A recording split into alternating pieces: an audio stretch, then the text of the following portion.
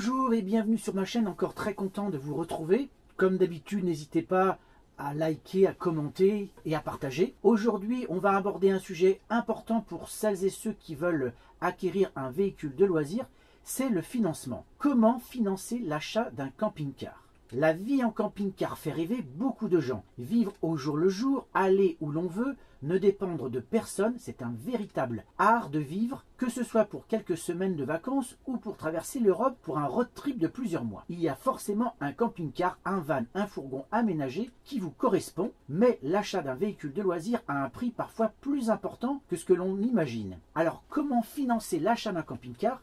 Quelle est la meilleure option de financement pour l'achat d'un camping-car ou d'un véhicule de loisir? Que vous achetiez un camping-car d'occasion ou un camping-car neuf, vous aurez la possibilité de faire un prêt auprès d'établissements bancaires ou de votre concessionnaire. Certains hésitent justement à faire un crédit ou à acheter comptant. Il existe plusieurs partenaires comme Cofidis, Loisirs Finance ou encore via des banques. On va voir les différentes possibilités, ce qu'il y a de plus intéressant, et vous verrez que le choix n'est pas aussi facile. Il y a tout d'abord les taux, et là c'est facile de comparer, mais quand on achète un véhicule de loisir, il faut regarder autre chose, notamment la durée qui va être extrêmement différente. En effet, les organismes qui travaillent avec les concessionnaires peuvent proposer des durées beaucoup plus longues que les banques. Et ça, c'est un élément très important, parce que c'est vrai que si vous voulez faire un crédit à 12 ans, 15 ans, voire un peu plus, eh bien, vous ne trouvez pas ça au niveau des banques traditionnelles.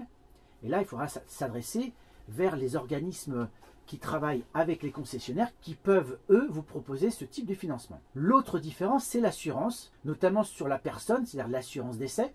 Et là, il y a aussi des différences parfois importantes entre les différents organismes. Mais la grande différence, c'est l'extension de garantie qui peut être associée à votre financement. Et peu importe si vous financez votre véhicule en partie ou en totalité avec les organismes qui traitent avec les concessionnaires. Et là également, il y a des différences proposées sur ce qui est pris en charge par l'extension de garantie et sur ce qui est exclu. Il faut être vigilant sur chacun de ces points. Des fois, c'est très intéressant de payer plus cher son extension et avoir plus de points pris en charge. Quand cette extension est bien choisie, eh bien vous êtes tranquille, notamment en cas de gros pépins. C'est quand même rassurant de se dire que par exemple, s'il y a une infiltration d'eau, votre assurance extension de garantie va tout prendre en charge et ça peut vite monter, des montants à 15 000, 20 000 euros. Mais attention aux exclusions, notamment avec l'entretien qui doit être effectué pour pouvoir bénéficier de cette extension.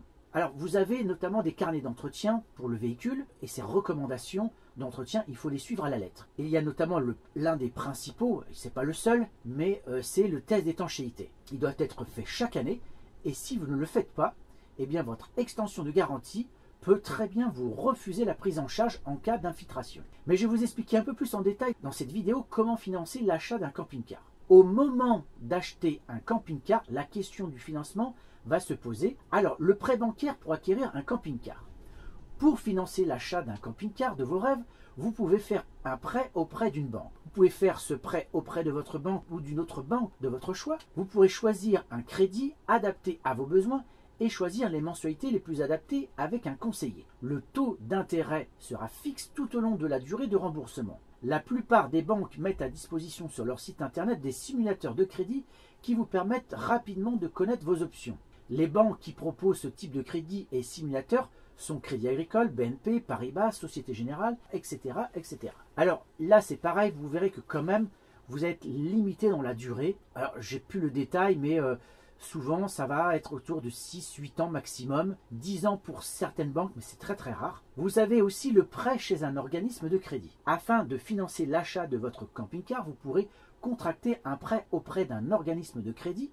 Ces organismes de crédit comme CTLM, Cofidis, Franc Finance, Domino France ou Cofinoga vous feront un crédit à la consommation afin d'acheter un van, un fourgon ou un camping-car. Vous avez également le prêt chez le concessionnaire, car au moment d'acheter un camping-car dans une concession, le vendeur peut vous proposer de contracter un prêt auprès de leur concession. Ce type de prêt s'appelle un crédit affecté. Les vendeurs professionnels et les concessions de camping-car ont des arrangements et des contrats auprès des sociétés de crédit comme CTLM ou Viaxel qui leur permettent de vous accompagner dans l'achat de votre véhicule de loisir. Le crédit commence le jour de la livraison du camping-car. Il n'y a pas d'apport obligatoire, ce qui est un vrai plus. Plus il est possible d'intégrer dans les mensualités du crédit les frais d'entretien du camping-car afin d'éviter les mauvaises surprises. Au moment du choix du financement de votre camping-car, vous pouvez opter donc pour la location longue durée, aussi appelée leasing. C'est une option de plus en plus connue et populaire. C'est une sorte de location de camping-car à l'année. Il y a la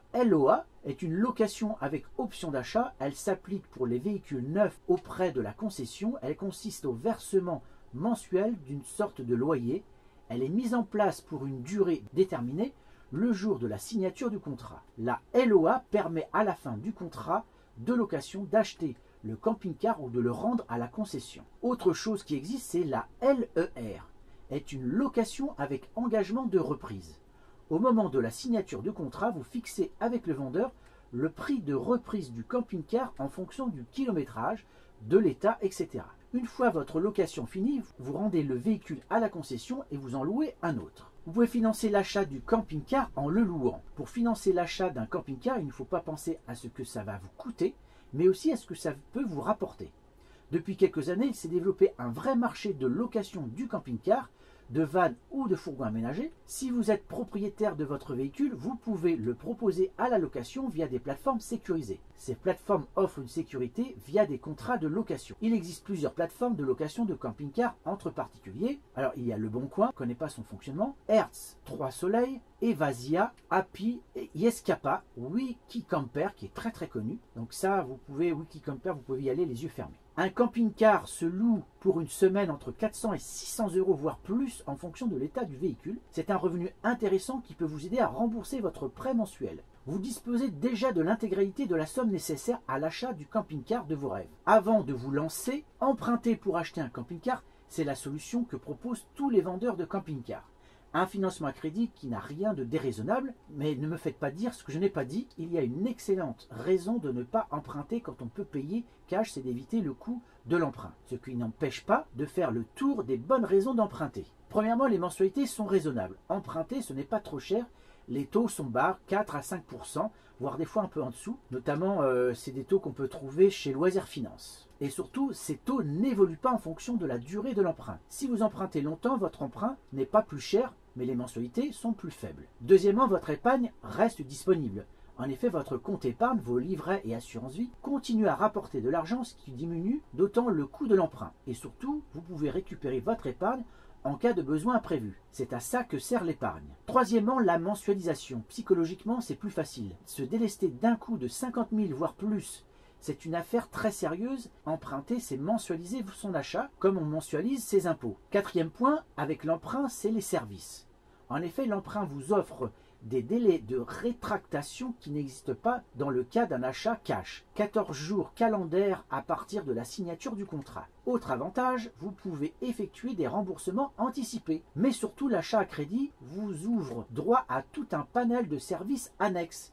Une garantie du camping-car qui dure pendant toute la période du remboursement, une mutuelle du camping-car qui vous couvre en cas de vol ou de sinistre, votre assurance vie pour le conjoint emprunteur afin de sécuriser l'emprunt. Enfin, cinquième point, la location longue durée encore plus tranquille. Pour être tranquille jusqu'au bout, certains distributeurs, constructeurs ou organismes de financement propose aussi la location longue durée. Vous ne versez que vos mensualités, le distributeur se chargera même de l'entretien. À la fin d'une période prédéterminée, une option d'achat vous est proposée, une formule zéro souci, avec un budget sans surprise. Donc voilà un petit peu tous les éléments qu'il faut avoir en tête quand on veut emprunter. Moi je pense que c'est quand même important de faire un emprunt, alors peut-être pas forcément la totalité du financement du véhicule, mais une partie, notamment pour avoir cette fameuse extension de garantie. Parce que moi je vous assure, c'est vraiment un atout. Effectivement, moi, ça m'est déjà arrivé d'avoir un souci au niveau du moteur. Pourtant, je faisais bien l'entretien du véhicule, mais il y a eu une grosse panne. Et là, j'étais bien content d'avoir cette extension de garantie qui a pris en charge les réparations. Et ça s'est vite monté. Alors, je ne sais plus la facture, ça devait être entre 1500 et 2000 euros. Alors, je vais vous montrer un petit peu vite fait comment ça se passe. Tout au départ, vous avez le fameux bon de livraison avec dedans tous les éléments qui sont intégrés dans votre véhicule, donc c'est-à-dire les options du constructeur, mais aussi vos options, que ce soit le rafraîchisseur d'air, un four en plus, un téléviseur, etc., etc. Après les options, eh bien, il y a le financement. Nous, on nous a proposé Financo, l'organisme Financo. Alors là, vous avez un détail des fiches de renseignement.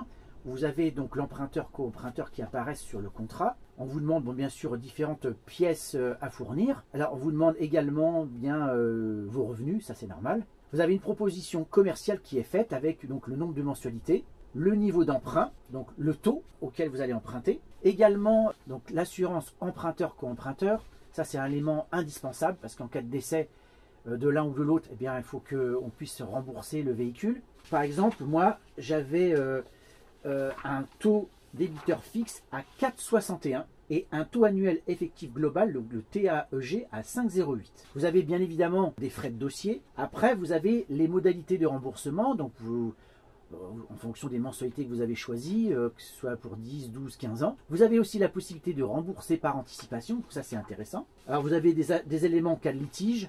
Bon, ça normalement, si vous êtes carré, il n'y a pas de souci.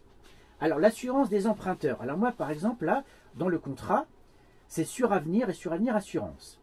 Alors on vous explique qu'est-ce qui est assuré, les garanties systématiquement prévues, donc le décès, la perte totale et irréversible d'autonomie, les garanties optionnelles, l'incapacité temporaire totale de travail, ITT, l'assurance perte d'emploi. Alors vous avez un questionnaire médical à remplir, vous verrez, il n'y a rien de compliqué. Alors les garanties prennent effet à la date de signature par l'emprunteur et du coprunteur du certificat d'adhésion. Donc voilà, ça c'est pour la partie assurance. Et donc moi j'ai choisi une extension d'assurance qui est d'un coût mensuel de 20 €. Ensuite, dans le contrat d'extension garantie, parce que nous avons choisi bien évidemment une extension de garantie, il y a donc un document comme ça qui vous explique un petit peu ce qui est inclus donc au niveau de l'assurance, enfin de l'extension de garantie. Alors, il y a quand même beaucoup de choses. Donc, vous avez qui est pris en compte donc l'immobilisation pour réparation, les pannes mécaniques, toutes pannes, les pertes, donc notamment la destruction totale du véhicule. Vous avez aussi une valeur de remplacement du véhicule déterminée à dire d'expert. Alors, il y a des éléments d'exclusion, comme je l'ai dit. Alors, il faut faire attention aussi, ils sont exclus des véhicules qui ont subi une modification. Donc ça, c'est très important, c'est que quand vous mettez une option, de bien vérifier que ça ne va pas avoir d'incidence sur la prise en charge en cas de pépin. Un élément aussi qui est exclu, ce sont les pneumatiques, les batteries, les joints vitrage et joints d'étanchéité, la sellerie, donc des petites choses comme ça qui sont exclues. En fait, dans le contrat présent, eh bien, on vous met en noir sur blanc ce qui est exclu. En dehors de ça, tout le reste est pris en charge. Donc ça, c'est important d'avoir ce type de contrat qui soit bien clair, donc il faut bien le lire. Donc voilà, j'ai fait le tour un petit peu de cette thématique qui est le financement d'un véhicule de loisir. Dites-moi en commentaire si vous avez des questions, si vous avez des suggestions, ou si vous avez d'autres éléments à apporter à ce sujet. En tous les cas, je vous remercie de m'avoir écouté et d'avoir regardé cette vidéo. N'hésitez pas une fois de plus à commenter, partager, liker. Et je vous dis à très bientôt pour de nouvelles vidéos. Au revoir.